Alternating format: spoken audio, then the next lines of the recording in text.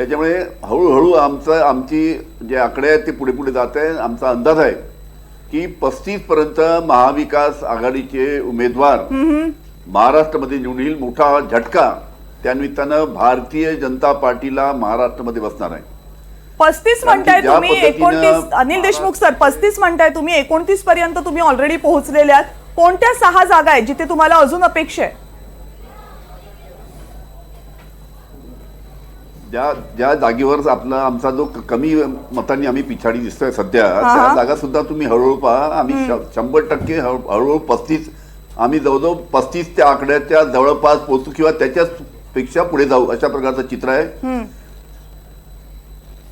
उद्धव ठाकरे यांनी जितक्या जागा लढवल्या होत्या महाविकास आघाडीमध्ये आणि तुम्ही जितक्या जागा लढवल्या होत्या त्या तुलनेत तुमचं यश उजवं दिसतंय. असं आहे, आमचं यश सुद्धा चांगलं आहे. उद्धवजी ठाकरे यांचं सुद्धा यश चांगलं आहे.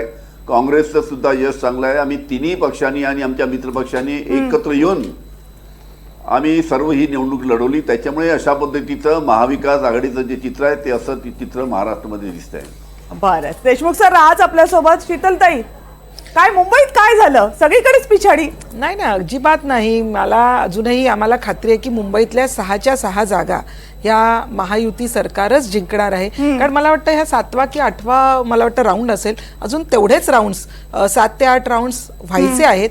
आणि मला संपूर्ण खात्री आहे की मुंबई ऑलरेडी ठाणे आणि कल्याण डोंबिवली आपण बघाल तर ते जिंकल्यातच जमा आहेत 2 सीट्स. त्याच्यानंतर आपण जर मावळ बघाल तर मावळही जिंकल्यात जमा आहे.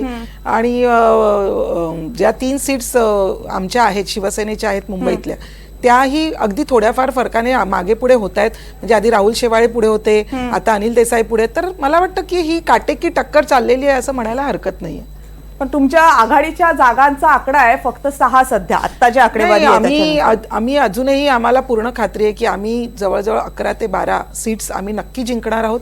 आणि 15 आम्ही लढवलेले आहेत आणि त्याच्यातल्या स्ट्राईक रेट्स आमचा नक्की चांगला असणार आणि 12 पर्यंत आम्ही सीट्स नक्की काढणार आहोत याची आम्हाला खात्री आहे.